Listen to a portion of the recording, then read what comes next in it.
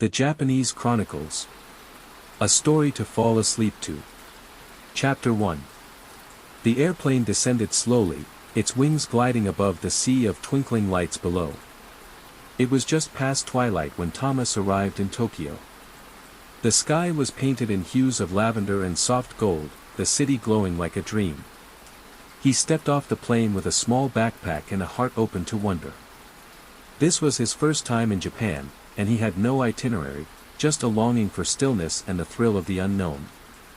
As the train whisked him into the heart of the city, Thomas gazed out at the passing landscape, neon signs, cherry blossoms caught in a spring breeze, and the silhouette of distant skyscrapers.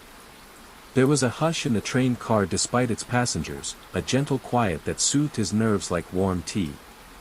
He arrived at a small and tucked-in a quiet alley near Ueno Park. The old woman at the front desk greeted him with a bow and a smile. "Welcome," she said softly in English, her eyes kind. The room she led him to had tatami mats, sliding shoji doors, and a low wooden table set with a ceramic tea set. He knelt beside it and poured himself a cup. The tea was earthy, grounding, exactly what he needed after the long flight. Later, he took a walk under the lantern-lit streets. The smell of grilled yakitori drifted from a nearby izakaya, and he paused to watch a group of friends laughing over clinking glasses of sake. The night was cool, the stars just visible above the rooftops. He smiled to himself. This was the beginning. Tomorrow, he'd walk the ancient paths of Asakusa. Maybe visit a temple. Or perhaps he'd follow the sound of music in the wind. For now, the soft rustling of paper walls and the scent of tatami lulled him into the calmest sleep he'd had in months. Chapter 2. Thomas woke to the gentle light of morning filtered through the shoji screen. The air was cool and carried the subtle scent of tatami and wood polish. He rose slowly, his body adjusting to the time difference, and dressed in a light shirt and linen pants.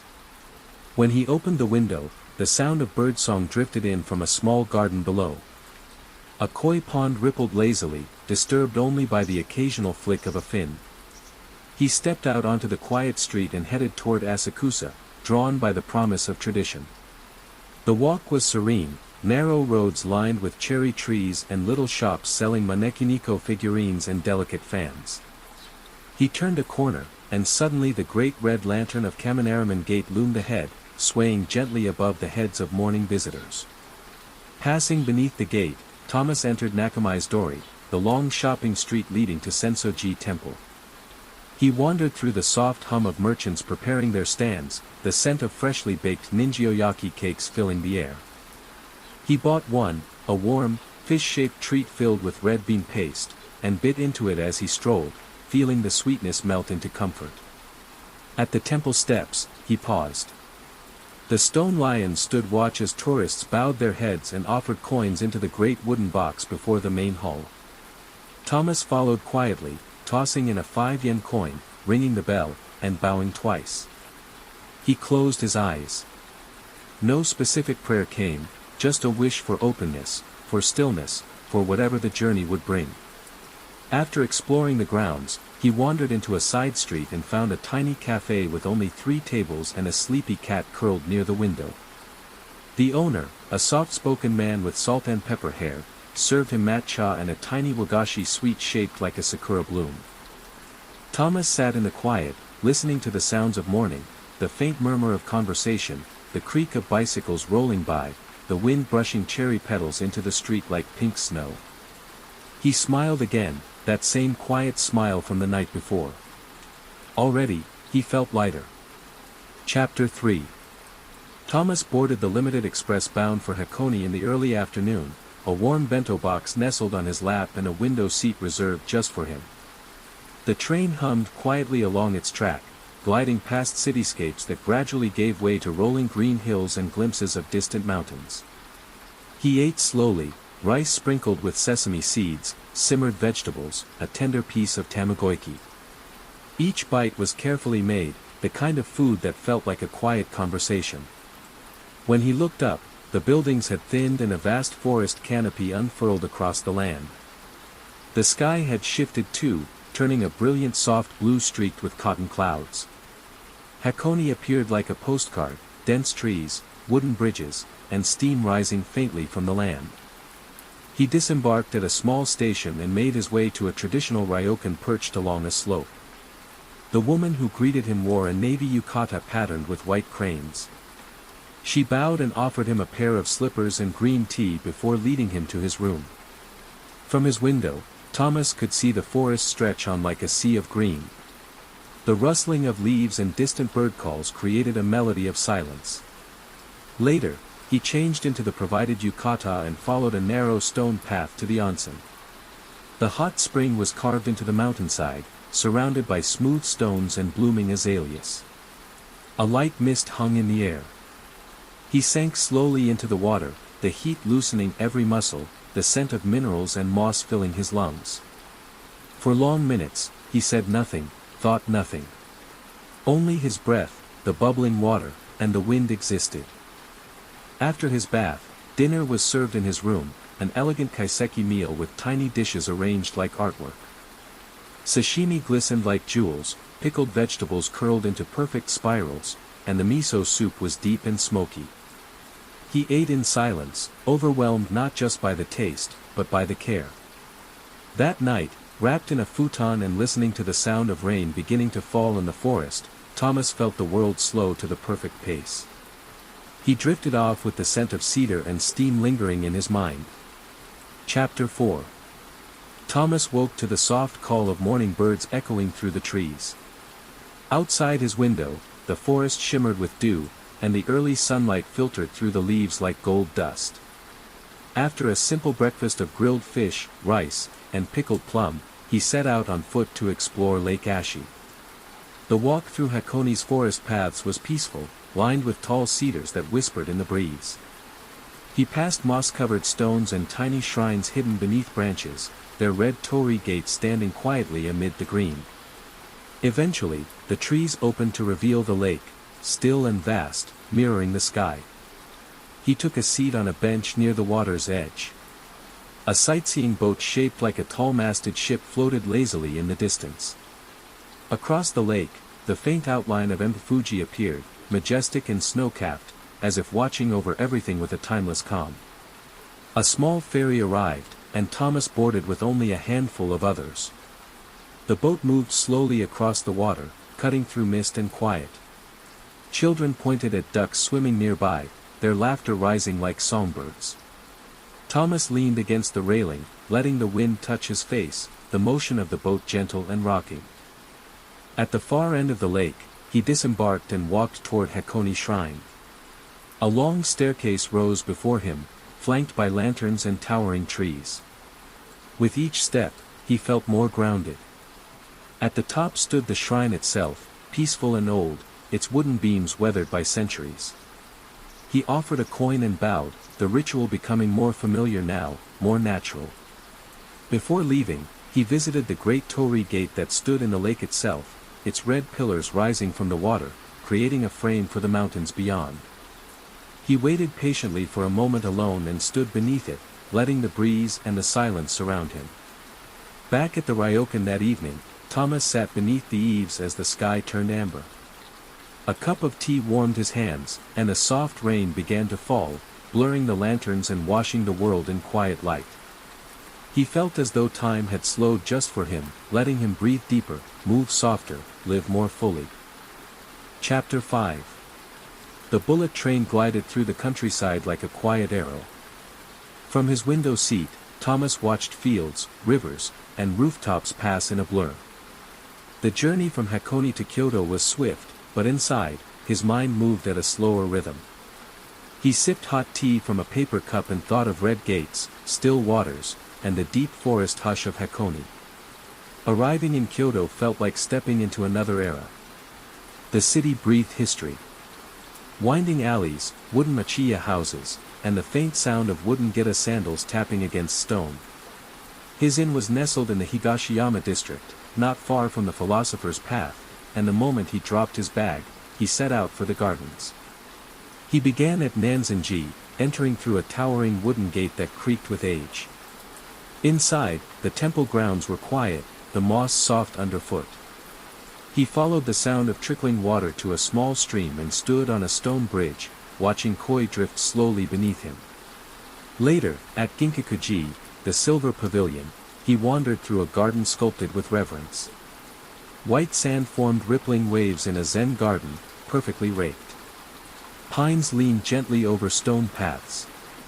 The air smelled of pine needles and incense. He paused often, not to think, but simply to be still.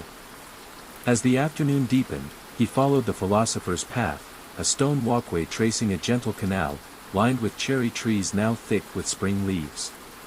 Along the way, he stopped at small shops, buying a book of haiku and a handmade notebook with a cover of indigo-dyed paper. When he reached a tea house tucked between ivy-covered walls, he stepped inside. It was quiet. A woman in a pale kimono brought him matcha and a delicate mochi sweet on a lacquer tray. He sat cross-legged at a low table, watching the rain begin to fall lightly on the garden stones outside. It made soft tapping sounds, like a lullaby for the earth. He walked home in the fading light, umbrella in hand, the lamplight casting golden pools on the wet stone path. That night, lying on a futon in a room lit only by a paper lantern, he reread Basho's poems under a warm blanket, each verse like a stepping stone across still water. Kyoto didn't speak loudly. It whispered. And Thomas listened. Chapter 6. The train ride to Koyasan was slow and winding, climbing steadily into the sacred mountains of Wakayama. After the final stop, Thomas boarded a cable car that pulled him up the steep hillside, trees growing denser with every meter. Mist clung to the mountain like a shawl, softening the edges of everything in sight. By the time he reached the summit, it was late morning, and the mountaintop world felt different, quieter, older, and somehow closer to the sky. Thomas had arranged to stay in a temple lodging for the night, a shakubo hosted by Buddhist monks. A young monk welcomed him with a bow and led him through the temple's quiet wooden halls. The room was simple, tatami flooring, a scroll of calligraphy on the wall, and a low table with a pot of tea. Outside, the air was cool and fragrant with cedar and incense. He walked to Okanoin, the great cemetery that stretched like a stone river through the forest. Thousands of moss-covered graves lined the path, some small and weathered, others towering and grand. Lanterns hung at intervals, and Jizo statues peeked out from behind tree roots and crumbling stones. The forest whispered around him. It was not eerie, but deeply peaceful, as if time did not pass here in the way it did elsewhere. At the end of the path, he reached the mausoleum of Kobo Daisher, the founder of Shingon Buddhism. There, he paused in the silence, offering a quiet bow. Candles flickered, and monks passed silently through the halls, their robes rustling like wind in leaves. Back at the temple, he joined in the evening meditation. The room smelled of wood and ash. A monk struck a singing bowl, and the vibration filled the room with something more than sound. Thomas sat still, his thoughts drifting gently like petals on water. Dinner was shojin ryuri, traditional Buddhist cuisine, entirely plant-based. Tofu, mountain vegetables, miso soup, and rice, all prepared with exquisite care. He ate slowly, savoring the simplicity. That night, as he lay on his futon and listened to the chanting of monks in the distant prayer hall, he felt a deep stillness settle over him. Not emptiness, but clarity. A quiet fullness. Here, in the heart of the mountains, everything seemed to speak in silence. Chapter 7. The morning air in Koyasan was crisp, and as Thomas descended the mountain by cable car, clouds clung to the peaks behind him like a farewell. The rhythm of travel had grown familiar by now, trains that came and went like clockwork, station melodies that played softly over the platforms, quiet announcements in gentle voices. It was a kind of poetry. By midday, he arrived in Nara. The city, once Japan's ancient capital, greeted him with calm streets, wide parks, and the scent of early summer grass. But it was the deer that caught him first, dozens of them, wandering freely through Nara Park like sleepy guardians of the past. He laughed as one approached him boldly, nudging at his pocket. Remembering the guidebook, he purchased special deer crackers from a vendor and offered them with a bow. To his surprise, the deer bowed back, graceful and deliberate. He returned the bow and handed over the snack. Around him, children giggled and tourists fumbled to take photos as the deer strutted gently, as though they belonged to a world of stillness and storybooks.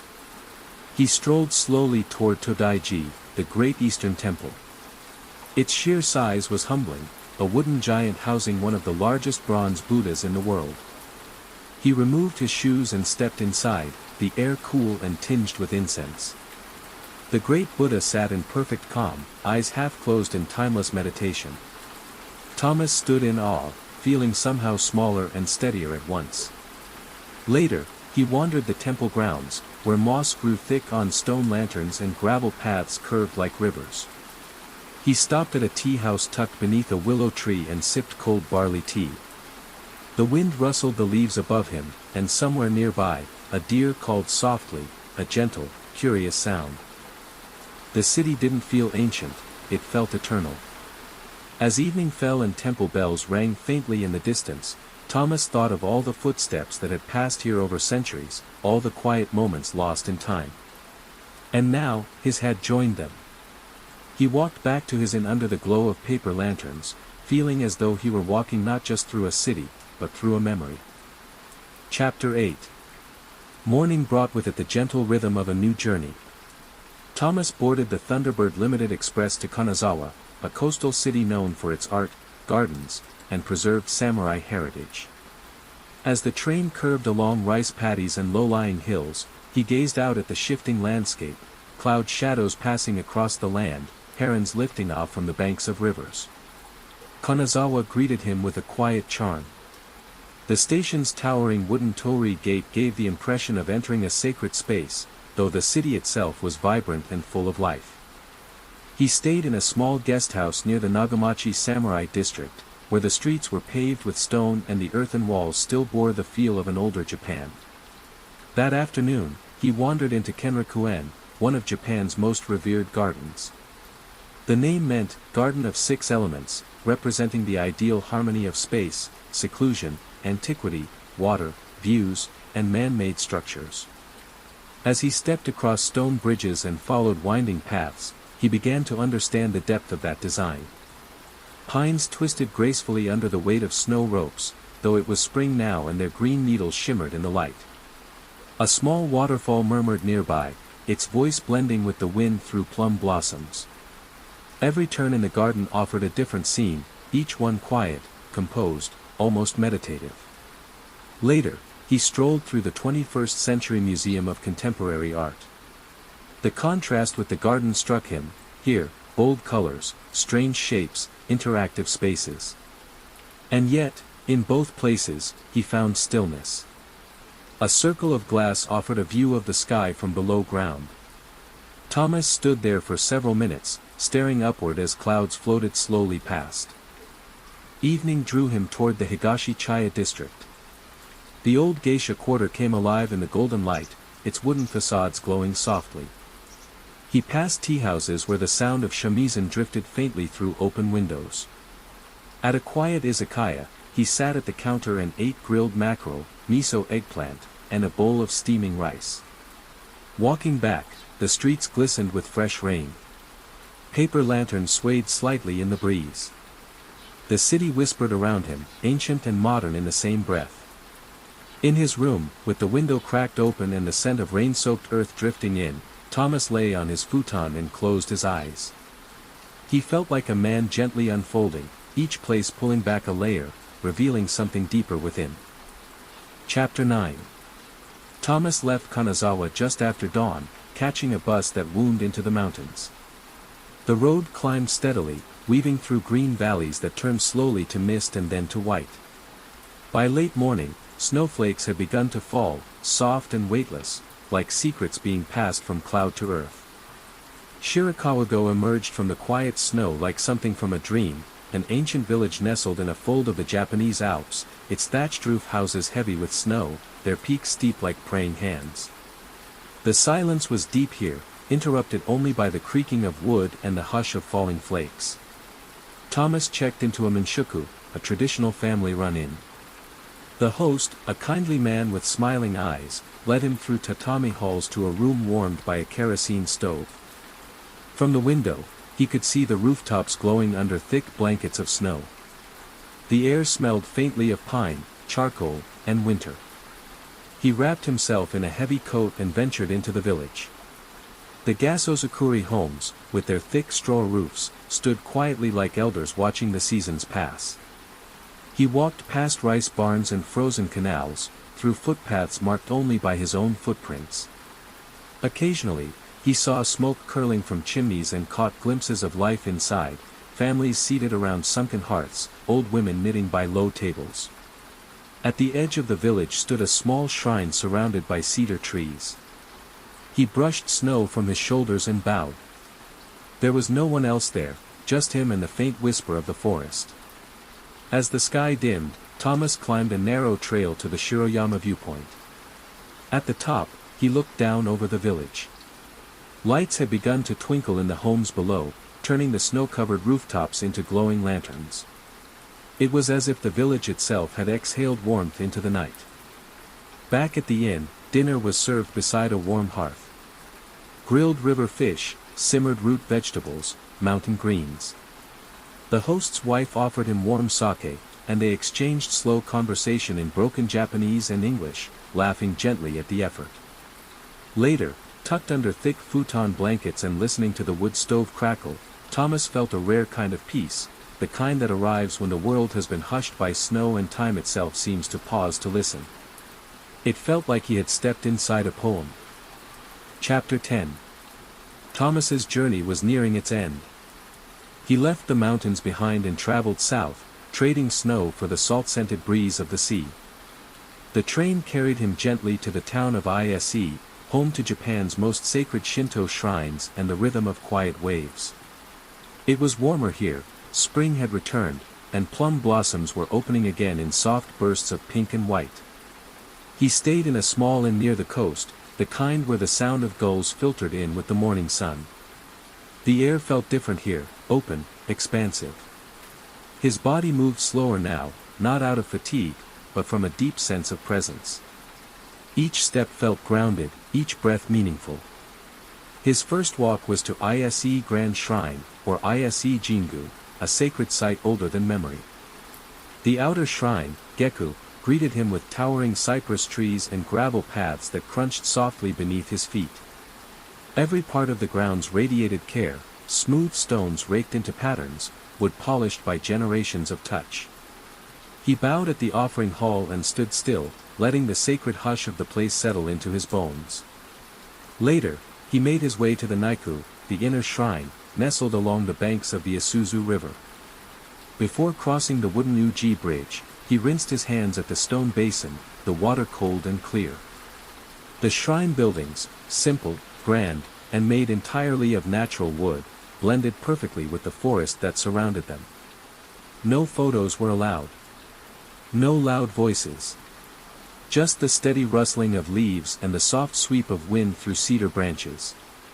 It felt less like visiting a monument, and more like being gently reminded of something he'd always known, that life is sacred, quiet, and fleeting. That evening, he walked to the shoreline. The sea was calm. Gentle waves lapped the rocks, and the sky was painted with the soft orange of twilight. A small shrine sat on the sand, its torii gate rising from the water, silhouetted against the setting sun. He stood there for a long time, the ocean breeze in his hair, the taste of salt on his lips. He thought of all the places he'd been.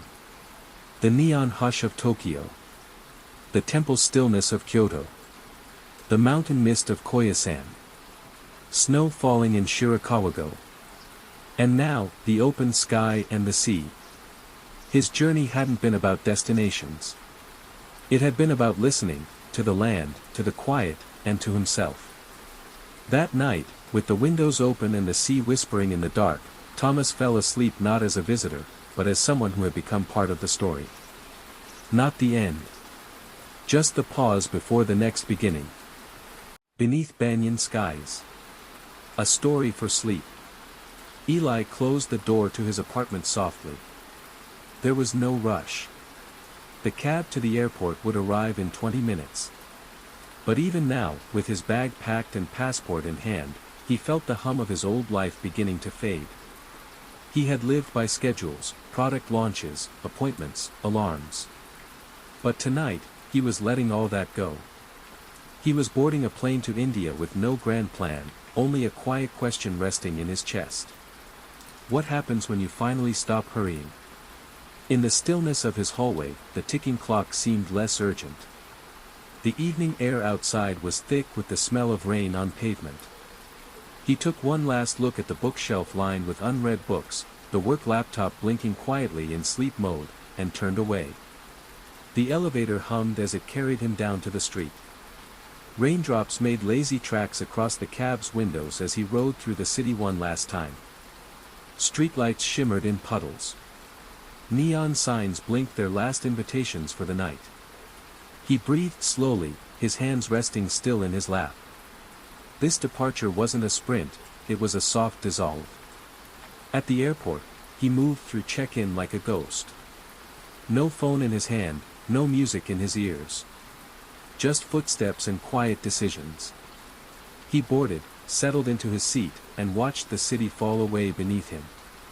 Above the clouds, there was nothing but dark sky and starlight. He closed his eyes and whispered into the void. Let me be empty for a while. Chapter 1. Delhi greeted him not with a handshake, but with a breath. Thick with incense, masala, and city heat, the air wrapped around Eli like a woolen shawl. The taxi ride from the airport was a maze of horns, shouting vendors, sacred cows, and flashing lights. And yet, in the chaos, there was something oddly rhythmic, something alive and awake that stirred a long-dormant part of him.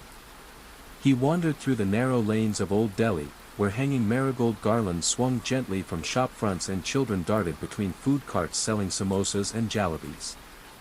There was laughter, color, and confusion. But beneath it all, a rhythm. He visited Jama Masjid, one of the largest mosques in India, just as the call to prayer began. The sound echoed across the domes, deep and resonant, as pigeons rose into the amber sky. Eli removed his shoes, stepped onto the warm stone floor, and felt something shift inside him. A pause. He spent the afternoon sipping masala chai in a quiet tea stall near Chandni Chowk, watching cycle rickshaws weave like fish through current. The shop owner spoke little English, but nodded with a smile as Eli returned each day. At night, from his small hotel room with whitewashed walls and a humming fan, Eli listened to the distant call to prayer mingling with the clatter of utensils. The sky outside was velvet, the city slowly folding itself into dreams. He didn't check emails. He didn't scroll. He simply lay there, eyelids heavy, listening. He drifted off thinking not of noise, but of pulse. India didn't shout. It sang. Chapter 2. The train arrived with a groan of steel and steam. Eli climbed aboard, found his window seat, and sank into the faded cushion. The journey to Jaipur would take 5 hours, but time was no longer something to manage. His suitcase, once packed meticulously, now hung open and casual at his side. As the train pulled away from the station, Delhi blurred into fields, green and ochre, dotted with grazing cows, temple spires, and thatched-roof homes. Farmers waved from the edge of rice paddies. Children chased behind the train, laughing like bells. A tea vendor walked past, calling softly, "Chai, chai, garam chai." The tea was hot and sweet, laced with ginger, poured into a small paper cup that warmed Eli's hands. He sipped slowly and leaned against the window, feeling the motion of the train gently rock him like a cradle. He stared at the horizon, where sky and earth met in a dusty blue kiss. In that endless stretch of landscape, he saw something familiar: freedom. He watched the terrain shift, acacia trees scattered like thoughts across the land, goats climbing rocky ledges, temples blooming suddenly into view and fading just as fast. At one stop, a woman boarded with her daughter, who offered him a boiled sweet and smiled shyly. Eli accepted with a small bow. In that brief moment, something like connection bloomed, wordless, sincere. He didn't speak much. He didn't write anything down. But later, he would remember it all. The train hummed on. Chapter 3. Jaipur unfolded before him like a painting warmed by sunlight and old stories. The walls of the old city glowed a gentle pink under the late morning sun, soft sandstone hues that made the entire landscape feel like it had been dipped in rose water and memory.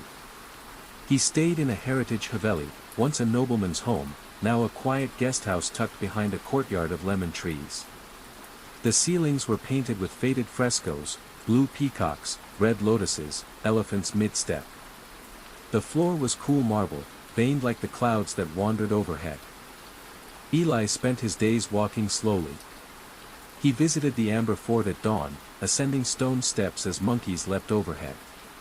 The sun rose behind him, casting golden light over the fortress and the lake below. Inside, mirrored halls shimmered with morning light, their tiny glass pieces reflecting dreams from centuries ago. He lost himself in the bazaars, bangles clinking, fabrics fluttering, the scent of sandalwood and rose. A young boy sold postcards painted by hand, and Eli bought one, a camel walking beneath a full moon. At the city palace, he watched the changing light on carved windows, and sat still in a quiet courtyard until pigeons gathered around his feet. He didn't speak. He didn't need to. There was a calm here that felt like it had always been waiting. Each evening, back at the haveli, he sat on the rooftop with a simple meal, dal, rice, chapati, and watched kites dance in the dusky sky. Bells rang out from a distant temple. Somewhere, a flute played. He thought, not for the first time, that stillness wasn't silence. Stillness was listening. And Jaipur whispered softly, if you let it. Chapter 4. The road to Pushkar twisted through dusty hills and desert villages, where herders led long trains of camels and women balanced pots on their heads with effortless grace. The land grew drier, quieter, older. Pushkar appeared like a mirage, whitewashed buildings clustered around a sacred lake, ringed with ghats where pilgrims bathed and prayed. The air carried a mix of rose petals, cow dung, incense, and wood smoke. It smelled holy. Eli found a guest house with a rooftop view of the lake. Each morning, he sat cross-legged with a cup of chai and watched the sun rise over the water, staining it gold. Bells rang from the Brahma temple, one of the only ones in the world dedicated to the Creator God. Priests in saffron robes moved like flames. He visited the ghats barefoot, the stone warm beneath his feet.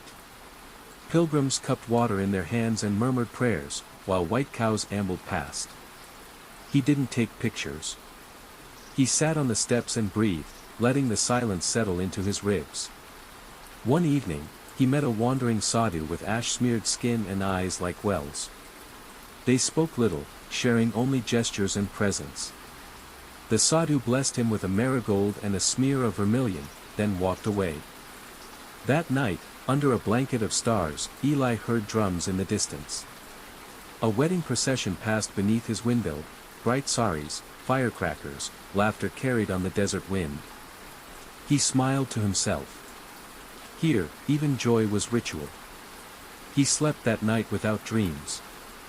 Chapter 5. The train to Jaipur rolled through the Rajasthan plains like a slow-moving mirage. The landscape turned arid, red earth, thorny acacia trees, and distant forts perched on hills like forgotten sentinels. Eli leaned against the window, lulled by the rhythmic sway of the carriage, as vendors passed through offering steaming chai and spicy snacks wrapped in newspaper. When he stepped off the train, the sun greeted him like fire. Jaipur shimmered in the heat. Known as the Pink City, it wore its name proudly, walls and arches awash in shades of rose and coral, giving everything a strange dreamlike softness despite the desert air. Eli wandered through bazaars that buzzed with life. Brightly dyed fabrics fluttered in doorways. Brass lamps and sandalwood carvings caught the light like memories waiting to be bought. A vendor offered him a mango lassi that cooled his mouth but set fire to his imagination with its unexpected depth. He smiled, surprised at the joy something so simple could deliver. He found himself drawn to the Hawa Mahal, its hundreds of small windows staring out like a honeycomb carved by time. Inside, silence reigned. Cool corridors breathed relief from the sun, and he paused to feel the history pressing close but not heavy, like a quiet ancestor at his shoulder. In the evening, he climbed to Nargar Fort. From its ramparts, the city stretched below in gentle chaos, cars like beetles, voices like wind, lights beginning to flicker alive. Eli sat on the ancient stone wall and watched the sunset bathe Jaipur in molten gold. A family nearby shared samosas and laughter, and he felt no need to move. That night, lying beneath a slow-turning ceiling fan in a modest guest house, he felt echoes of his childhood, of forgotten books, of questions he once asked but never answered. Jaipur didn't give him revelations. It gave him space. And in that space, something stirred. In his journal, he wrote, "Some cities shout. This one wisp." Chapter 6. The train to Varanasi arrived just before dawn, when the sky was still a deep ink blue and the air tasted faintly of wood smoke and wet earth. Eli stepped onto the platform, greeted by a quiet unlike anywhere else, a hushed not of silence, but of reverence. Varanasi didn't unfold. It revealed. He took a rickshaw to the old city, winding through sleeping alleys until they opened to the Ghats, stone steps that met the Ganges like a prayer. The river stretched wide and slow, veiled in morning mist. People were already gathering, pilgrims, priests, sadhus, the devout and the curious, all moving with the rhythm of something ancient. Eli sat on the stone steps as the sun rose behind the river. It wasn't loud. It was sacred. Bells rang. A conch shell blew. Women in vivid saris lit tiny clay lamps and set them afloat, their flames flickering as they drifted into the current. He watched an old man lower himself into the water, his hands folded in devotion. The Ganges, they said, could wash away lifetimes. Later, he wandered through the labyrinthine streets, past shrines tucked between doorways, cows chewing quietly beside flower stalls, and walls painted with gods in fading colors. The scent of turmeric, sandalwood, and thyme followed him. In the evening, he joined the crowd at Dashashwame Ghat for the Ganga Arti. Priests in gold and red robes moved in precise arcs, offering fire to the river. Oil lamps spun through the air in patterns older than memory. Smoke curled skyward, carrying incense and mantras.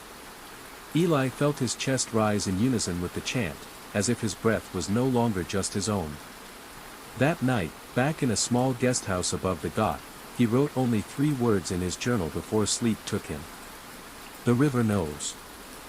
Chapter 7.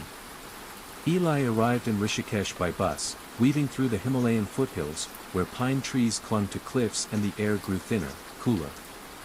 The Ganges flowed here too, but younger, swifter, brighter, as if freshly born from snowmelt. There was no ritual here, not yet. Only wildness. He checked into a small ashram tucked between the forest and riverbank. No locks on the doors. No shoes past the gate. Each morning began with meditation, the sound of breath joining birdsong and the gentle rush of water. Rishikesh had no clamor. No horns. No hurry.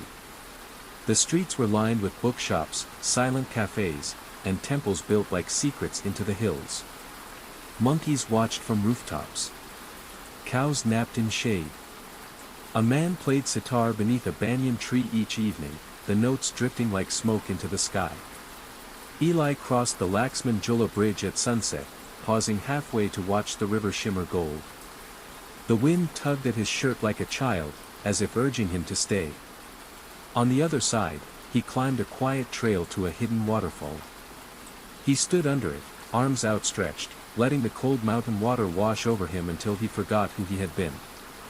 That night, at the ashram, they chanted softly around a small fire. Someone handed him a simple bowl of khichdi. He ate in silence. He listened to the stories others carried.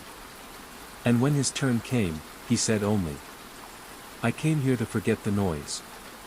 But I found something else." Someone nodded. No one asked what it was.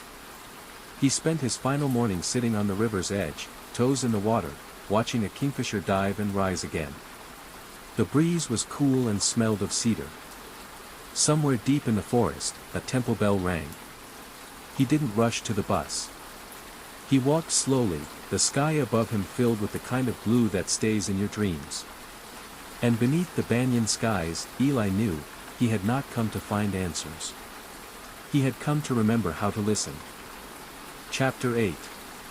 Eli stepped off the final train not into a new city, but back into Delhi. A circle, quiet and complete. The city was louder now, not because it had changed, but because he had. He felt its pulse differently, less chaotic, more alive. At the small cafe where he'd eaten his first meal in India, the waiter recognized him and smiled. Back so soon? Eli only nodded and took the same seat by the window. The chai was as sweet and strong as he remembered. The air held its usual weight of spice and humidity, but it didn't press down on him this time. It settled around him like an old shawl. He spent a few more days walking. Not to see anything, but to feel everything. The smell of rain rising off hot pavement. The warmth of a stranger's nod. The weight of his own breath, no longer rushed or shallow. He didn't journal. He didn't photograph. He didn't analyze. He simply was. On his last night, he sat on the rooftop of his guest house, watching planes blink in and out of view against a dusky sky. Somewhere in the distance, music rose from a wedding procession. Drums and laughter. Life. He closed his eyes, placed a hand over his heart, and smiled, not because he had found anything, but because he had stopped needing to. As the stars returned to their places above the city, Eli whispered the words he hadn't known he was waiting to say. I remember now. And under the vast Indian sky, he fell asleep, not to escape, but to dream. Thank you for traveling with me,